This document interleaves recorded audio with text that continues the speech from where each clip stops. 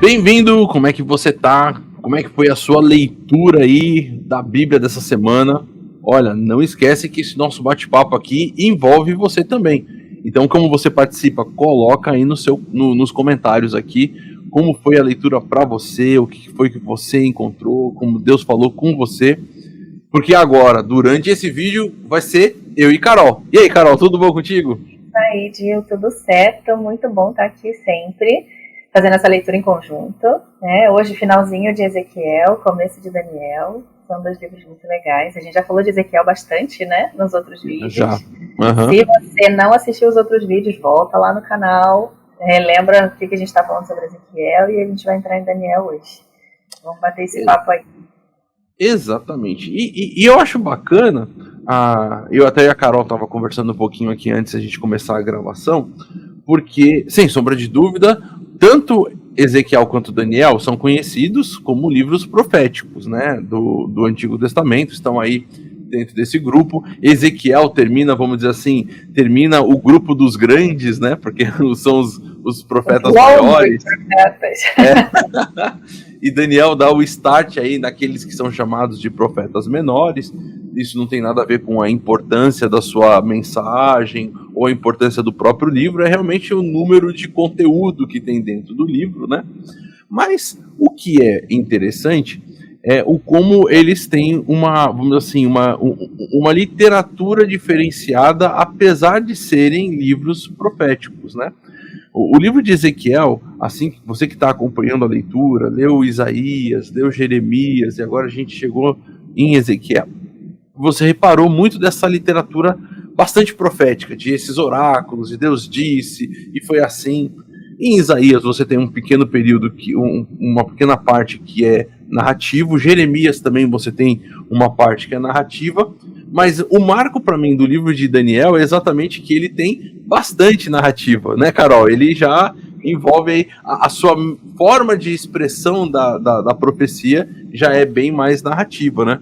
Começa com história, né? Exato. Daniel começa com história. Esse finalzinho de Ezequiel a gente vai ver também umas visões, né?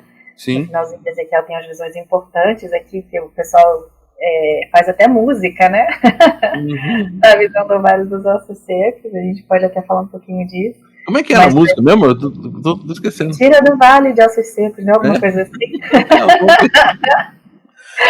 Tem até música com isso. Exato. E é uma coisa interessante, né? Porque, apesar da gente já ter falado bastante sobre isso, é uma coisa recorrente. Eu acho isso interessante, né? Que Deus, ele relembra a gente o tempo inteiro. Que ele é quem providencia todas as coisas. Deus é quem... Você fez um panorama no vídeo passado que foi muito legal, dessa questão do povo, da construção do templo, que foi tudo isso, né? Por que o templo está lá? Deus estabeleceu aquilo. Uhum. E aí, de repente, o povo... O que acontece? O que eu acho que acontece muitas vezes? A gente...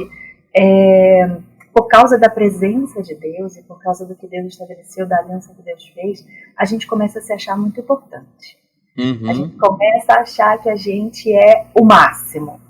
Porque Deus está aqui, porque o templo está aqui.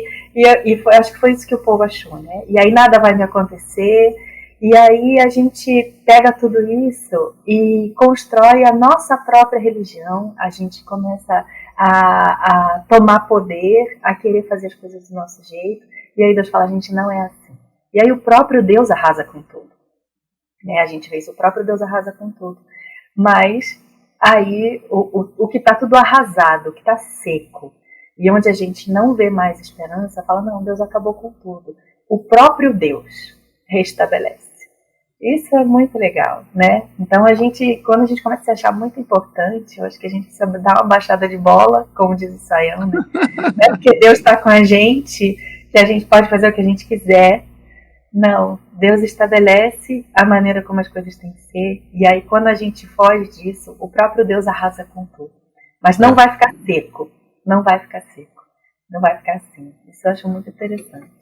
Exato, e o que é legal a gente perceber, por exemplo, como o livro de Ezequiel, ele vai dar valor para essas questões todas. A gente já falou muito sobre como Deus, ele fala sobre a punição, vamos dizer assim, né, o castigo, o juízo, como geralmente é colocado na profecia, por causa do pecado, do mal e do afastamento dele, né, do homem dele, mas também fala sobre toda essa parte da restauração. E o que é legal é que a gente percebe, e isso eu acho gostoso no livro de Ezequiel, é a gente perceber essa, não sei se eu posso falar constância, mas eu posso falar talvez de um Deus que de um Deus que estabelece um padrão, e esse padrão ele mantém, porque a gente tem uma segurança em relação a isso, sabe?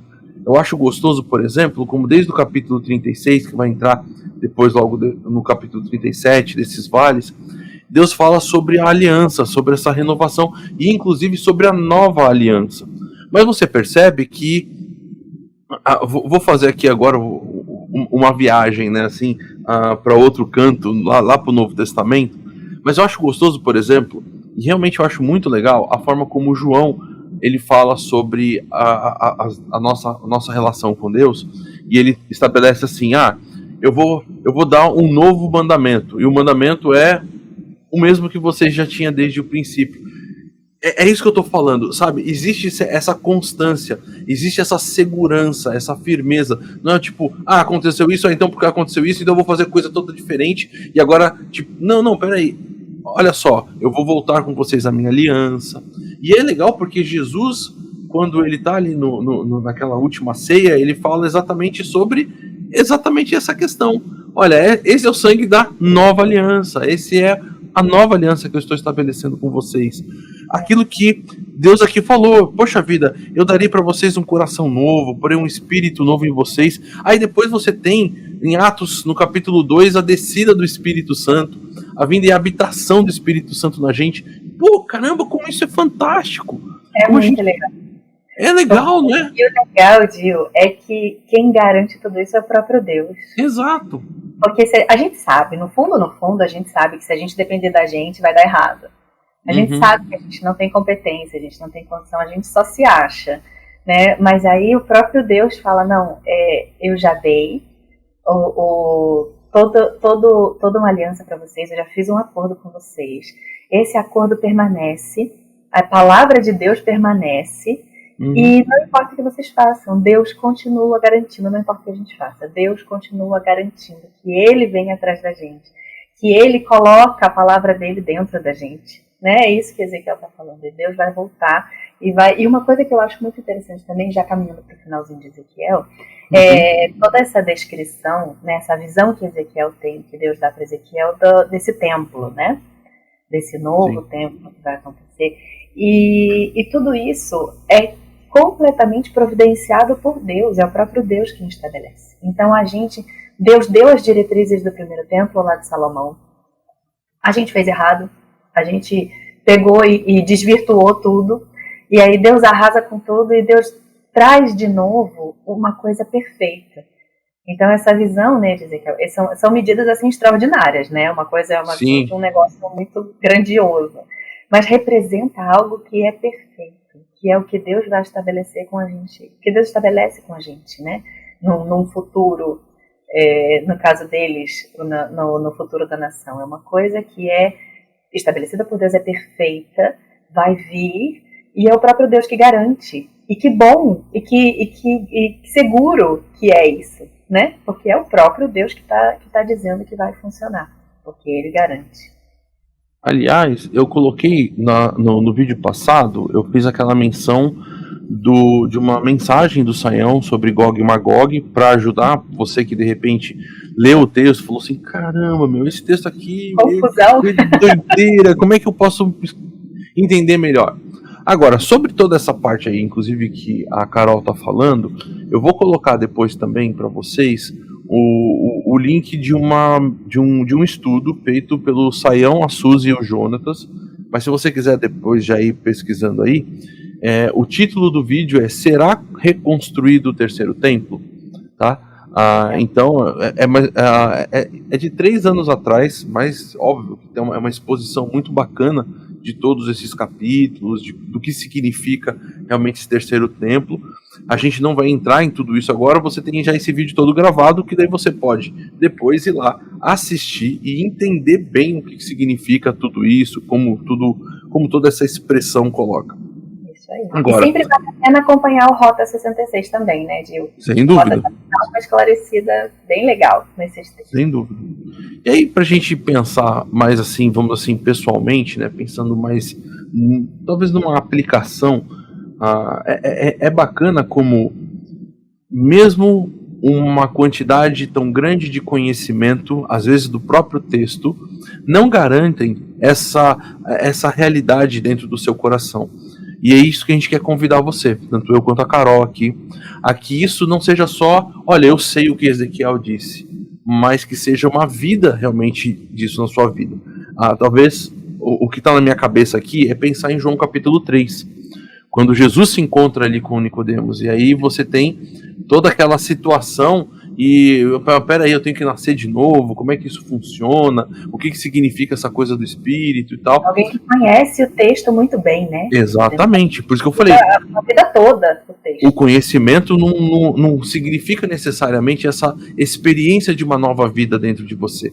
E ter essa nova vida, ter participar desse renovo, de você estar meio que como um vale de ossos secos, mas ganhar essa vida, isso faz parte desse relacionamento seu com Deus. E aí então a gente quer convidar você que de repente está se sentindo seco, a ganhar as fontes de água viva que fluem do amor do nosso Senhor por você.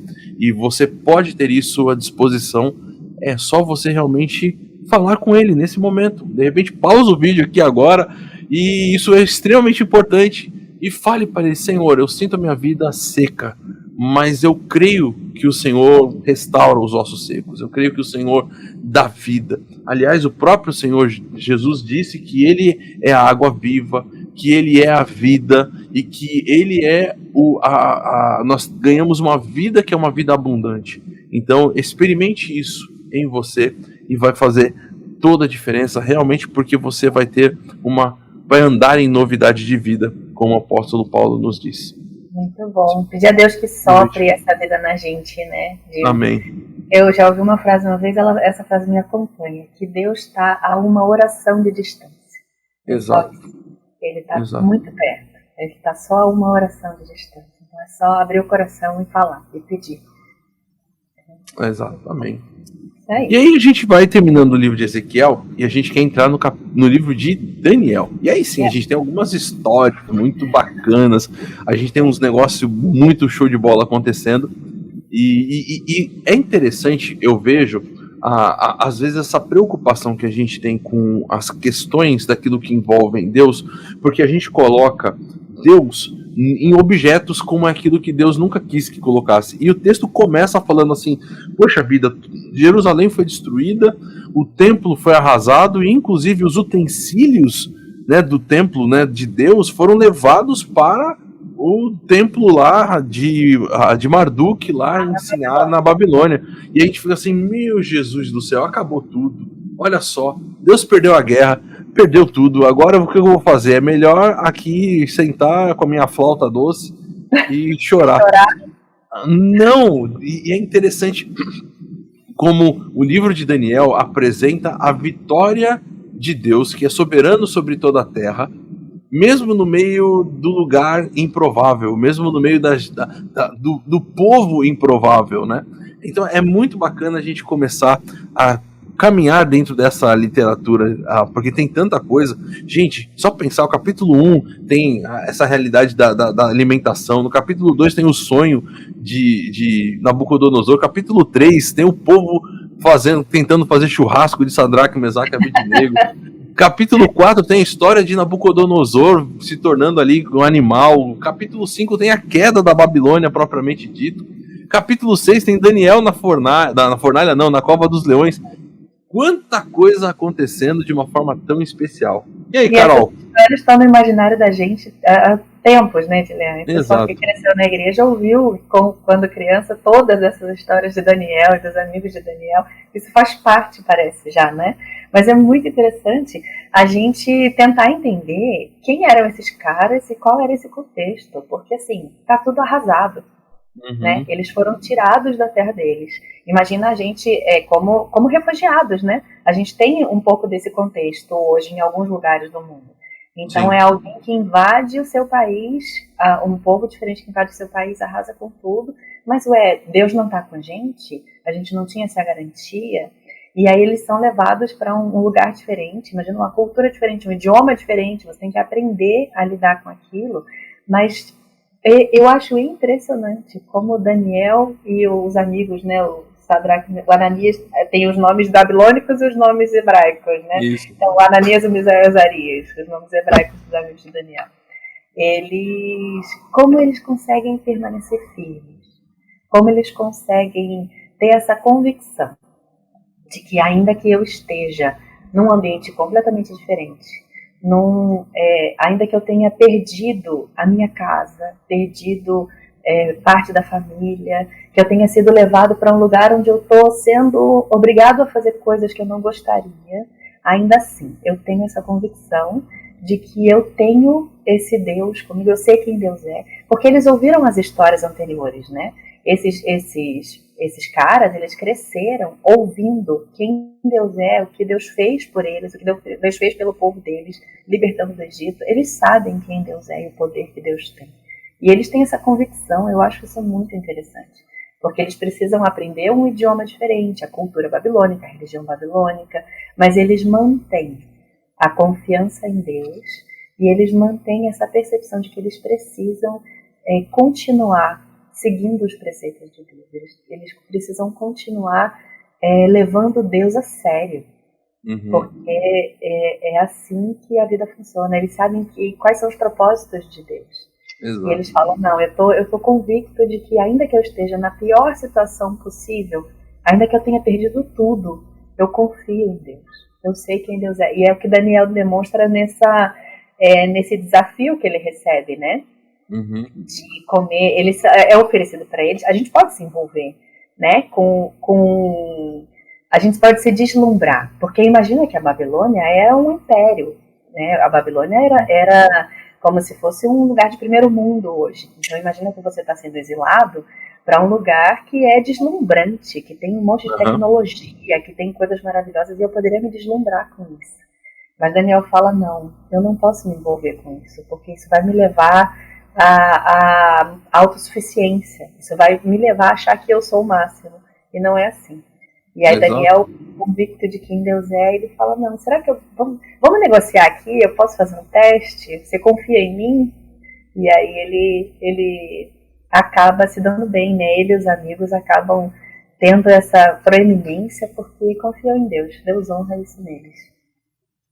E é muito bacana a gente ver como isso é marcante na vida de Daniel e dos seus amigos, até porque os próprios nomes que eles recebem envolvem essa percepção, olha, o seu Deus já era, o seu Deus perdeu, mas aquilo que acontece exteriormente não muda o seu interior. Eles se mantêm firmes, né? Cada nome que eles recebem, desde Daniel, que vai se chamar Beltesazar, depois você vai ter Sadraque, Mesaque, Abednego e tal, todos esses nomes estão ligados com o nome das divindades. Bel, Aku, que era o protetor da vida, protetor da lua, Aku, e com Nebo, que são divindades babilônicas, mas ele se mantém firme. E essa firmeza é tão impressionante, tão forte, que para mim, um dos textos mais interessantes para mim é quando no capítulo 2 a gente tem o sonho, né, de Nabucodonosor, e aí não tem como fazer a interpretação. Na verdade ele fala, não vou contar o sonho, você tem que descobrir o que é, e você tem que já me dar a tradução. E aí Daniel, ele chama os seus amigos. O texto vai dizer, Daniel voltou para casa, contou o problema aos seus amigos, Ananias, Misael e Azarias. O texto chama eles pelos nomes hebraicos, não pelos nomes que receberam, isso é muito bacana. E ele falou assim, ele lhes pediu que rogassem ao Deus dos céus que tivessem misericórdia. Tipo assim, não foi que Daniel chegou e falou assim, ó, pode deixar aqui, deixa que eu resolvo, eu sou a pessoa. Ele não jogou nenhum foco nele. Ele falou assim, olha, galera, vamos fazer uma vigília aqui de oração? Existe um problema para ser resolvido. Como que a gente resolve esse problema? Vamos buscar ao nosso Senhor. E ele depois vai fazer questão de falar isso. Olha, rei Nabucodonosor, não sou eu não. Foi o Deus dos céus, né? O Deus que decidiu trazer essa informação para você e trouxe então até os acontecimentos não só que envolvem a Babilônia, mas até mesmo o fim. Ele está comunicando tudo isso para todos os povos, para que todos saibam dos planos dele, como ele é soberano sobre tudo. Eu acho então bem legal a gente ver como o foco do livro e da resposta vem do Senhor e não de Daniel. Então, assim, é muito legal a gente ter isso para nossa vida, porque no meio dessas questões, como a Carol estava falando, poxa vida, perdi tudo, eu tô num outro lugar, não tenho amigos, não tenho, sei lá, não sei a língua, não sei diretamente o que é a cultura daquilo que vão comer. Peraí, eu vou buscar o meu Senhor no meio das dificuldades. Eu não sinto que eu perdi, eu sinto que eu continuo firme com Ele e Ele continua sendo o Deus da minha vida e aquele que dirige não só a minha história, mas a história de todo o universo, a história dos reinos, quem reina, quem deixa de reinar, quem é o próximo rei, como vai acontecer, qual é a firmeza desse reino, tudo isso está decretado pelo próprio Senhor. Acho muito legal essa questão. É maravilhoso, né, Gil? Porque Daniel honra a Deus, Daniel sabe que é Deus quem providencia todas as coisas e ele leva os outros a fazerem a mesma coisa. Então isso é impressionante. A manifestação de Deus na vida de Daniel faz com que as outras pessoas reconheçam quem Deus é e o grande poder de Deus. Isso é muito legal. O que leva ao capítulo 3, na história dos amigos de Daniel na fornalha, né? Esse texto tem um versículo que, assim, uma das primeiras vezes que eu li prestando atenção, lá na época de adolescente ainda, né? Porque a gente lê essas histórias de Daniel com frequência, isso me impactou demais. O fato desses amigos de Daniel, eles terem essa convicção de a quem eles devem prestar honra, a quem eles... quem é a pessoa mais importante na vida deles, né, e como eles devem se portar diante disso. E a vida deles é ameaçada. Eles correm risco de morte. E aqui na minha versão a mensagem, quando eles estão sendo jogados na fornalha, né, porque não adoraram, ou não se curvaram, ou não se submeteram àquilo que o Nabucodonosor estabeleceu, a palavra deles é muito legal. Eles falam assim: olha só, rei, a sua ameaça não nos assusta. Se nos jogar na fornalha, o Deus a quem servimos pode nos salvar, não só da fornalha, como de qualquer outra coisa. E mesmo que ele não o faça, não importa. Ainda assim, não vamos servir a seus deuses. Eu acho isso fenomenal. Quer dizer, eu sei que Deus pode todas as coisas. Na minha vida, nas minhas circunstâncias, Deus pode modificar alguma situação difícil pela qual eu estou passando, alguma ameaça que eu sofra. Mas ainda que Ele não faça isso, não importa. Porque Deus continua poderoso, soberano, e os propósitos dele são bons, são corretos, e o que Deus faz não é só por minha causa, mas envolve todo um contexto. Né? A glória de Deus é manifestada em todo um contexto. Deus é quem coloca os reis e tira os reis. Deus é quem é dono da geopolítica. Ele é quem coordena. E ainda que ele não faça o que eu quero que ele faça por mim, ainda assim, ele é soberano, é bom e é digno da nossa adoração e do nosso louvor. Eu acho essa fala dos caras assim, me impacta muito. Essa convicção que eles têm de que ainda que eu passe por alguma coisa que não é aquilo que eu gostaria, Deus, está tudo certo, está tudo no lugar. E eu acho que tem uma questão que o livro convida a gente, Carol, a tomar uma decisão. Porque a gente vê, por um lado, pessoas que estão firmes na sua convicção de quem Deus é, do poder dele, e estão dispostas até mesmo, como você colocou, a morrerem, se fosse o caso, deixar a vida, né, entregou a vida na mão de Deus, e olha, é o Senhor que decide se eu vivo ou se eu morro, não é qualquer outra pessoa. E a gente tem, por outro lado, um personagem que é confrontado constantemente com esse Deus soberano, mas que a sua arrogância de achar que ele é o soberbo continua sendo a marca essencial da sua vida. Ele até quando acontece alguma coisa, ele dá aquela coisa, nossa, é verdade, mas aquilo não entra dentro do coração dele. A gente viu no capítulo 2 o sonho sendo interpretado e ele, é verdade, tem um Deus no céu, é verdade, tem isso aí, eu não sou isso que eu acho. Só que aí no sonho ele era uma cabeça de ouro. Aí chega no capítulo 3 ele manda construir uma estátua. Que esse negócio de Deus falando que eu sou uma cabeça de ouro? Eu sou inteiro feito de ouro. Né? Eu sou. Manda me fazer inteiro de ouro.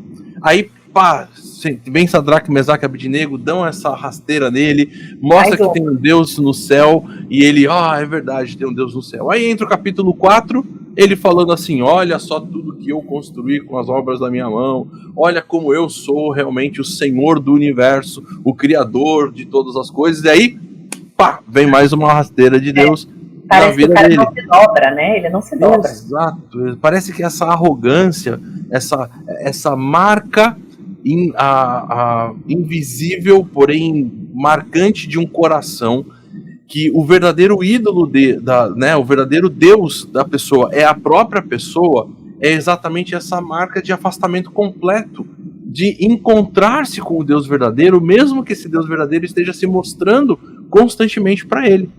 Sim. Se mostrou no capítulo 2, se mostrou no capítulo 3, se mostra novamente no capítulo 4, e ainda assim a gente vê essa história tão bizarra, né, de Nabucodonosor, que bicho, né? Que vira um bicho ali, né, que vai ser encontrado entre os animais, comendo capim e não sei o que, né, andando de 4. A gente continua vendo no livro de Daniel a misericórdia e a paciência de Deus. Porque Daniel está dizendo para Nabucodonosor assim, que tudo que Nabucodonosor tem é Deus quem dá. Que Deus estabeleceu Nabucodonosor como rei sobre todas as coisas. Daniel fala isso para ele, né? Fala, se você está nesse lugar é porque o Deus dos céus te colocou aí, te deu essa responsabilidade. E aí, diante disso, a gente pode, tem realmente, como você falou, essas duas escolhas a gente se rende, reconhece, ou então não. Então Deus me deu, então eu sou o máximo, né? Já que Deus me deu todas essas coisas, eu só posso ser o melhor. E aí, Deus dá mais uma chance. E Deus dá mais uma chance, Deus mostra mais uma vez. Isso me faz lembrar também das pragas do Egito, né? As pragas do Egito são uma chance que Deus está dando para Faraó reconhecer quem Deus é, quem é o soberano verdadeiro, né? Então a gente também pode tomar isso como exemplo, né? Quantas chances Deus está dando para a gente de reconhecer. Então Deus às vezes coloca a gente em determinadas situações, ou mostra para a gente algumas circunstâncias para que a gente reconheça que realmente Ele é quem dá as coisas para a gente. Se a gente tem alguma coisa, se a gente tem liderança sobre alguma coisa, ou se a gente tem alguma responsabilidade maior, Deus foi quem deu isso na nossa mão. E todo o reconhecimento é Ele, né? Senão vai acabar acontecendo isso que aconteceu aqui com Nabucodonosor, que virou durante alguns meses, né? Ele ficou numa situação degradante, humilhante. Foi realmente colocado, né, com a cara no chão. Então o convite é: continue entre os homens, mas os homens que de cabeça curvada reconhecem a soberania de Deus, e não deixe que Deus te curve a tua cabeça para ficar como um bicho, né? Então... E aí a gente vê a história seguinte, né, do filho dele, do Belsazar também, que é outro arrogantão, né, que se acha, e talvez até pior do que o Nabucodonosor, porque o Nabucodonosor de vez em quando dá uma reconhecida, né? Ele vai e volta, ele vai e volta, ele reconhece que Deus é, Mas parece que o Belsazar resolveu fazer uma festa que não deu certo. Exato. E para mim o que é interessante é que o texto que está demonstrando essa soberania divina sobre toda a terra e sobre os reinos, mostra exatamente que, olha só, tá vendo? Toda essa arrogância fez com que a Babilônia caísse. Deus é aquele que determinou o prazo e o limite de até que ponto a Babilônia poderia ir. Mas aí a gente vê que no capítulo 6 pode entrar outro governo, outro reino, outro império, seja o que for, mas Deus continua sendo o soberano, porque afinal de contas, Dario, que não é um babilônio, não tem nada a ver com toda essa arrogância de Nabucodonosor, nem com a sua família, ele também se mostra arrogante e com essa tendência à divindade, e aí também toma a mesma rasteira que Nabucodonosor tinha tomado quando Daniel é liberto da cova dos leões, e ele inclusive percebe que há todo um estratagema maligno aí para fazer com ele, para que ele se visse como aquilo que ele realmente não é. E eu acho isso tudo marcante, a gente perceber que o livro de Daniel tem essa tendência, desde o capítulo 1, a mostrar que, olha, saindo de Jerusalém ou não Jerusalém, Deus é soberano sobre toda a terra. Deus, ele determinou todos os reinos que vão acontecer no capítulo 2, isso vai ser recontado no capítulo 7, no capítulo 8, e esse sanduíche que fica dos capítulos 3, 4 e 5 e 6, demonstram essa soberania dele, sobre os governantes, sobre aqueles que estão com ele, né, aqueles que se rendem, que reconhecem a sua soberania, tanto em aquilo que ele pode fazer para abençoar e cuidar, como até mesmo a destituir reinos e recolocá-los, né? Então é muito bacana a gente perceber isso tudo. É bom demais, é bom demais. Carol, quer deixar aqui um último versículo nesse vídeo, alguma coisa assim? Ou uma última declaração? Eu tenho um carinho enorme pelo livro de Daniel, gosto muito dessas histórias, me impactaram ao longo de vários períodos da minha vida. E eu fico com essa convicção dos amigos de Daniel na fornalha, com essa convicção de que ainda que eu esteja no pior momento da minha vida, ainda que eu esteja sob a ameaça de morte, ainda que eu esteja num lugar que não é nada confortável para mim, se Deus quiser me livrar, Ele vai me livrar, mas se Ele não quiser, eu ainda assim vou continuar confiando em Deus, sabendo que Ele é bom e que tudo que Ele faz é certo. Eu fico com a convicção desses caras. Eu queria lembrar também, como minha última aqui, antes da gente encerrar esse vídeo, no capítulo 3, quando eles estão na fornalha, aparece aquele quarto homem. E no capítulo 6, quando Daniel vai para a cova dos leões, foi Deus quem fechou a boca dos leões. Deus estava com Sadraque, Mesaque e Abednego, Deus estava com Daniel, Deus está com você também. Então, no meio dessas dificuldades, fique firme nele, porque Ele está com você. Não perca, não coloque os olhos na dificuldade de uma forma que tampe a sua visão do Deus glorioso junto contigo. Amém? Bom, pessoal, a gente vai terminando esse vídeo por aqui. Quero deixar sempre o convite. Se você está aqui por São Paulo, nós estamos amanhã na rua Tianguá, número 25, às 9h30 o nosso culto, às 11h15 a nossa celebração.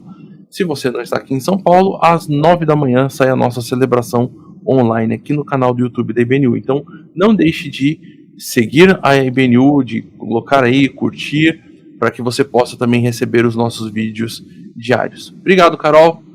Obrigado, pessoal. Até sábado que vem. Até sábado que vem.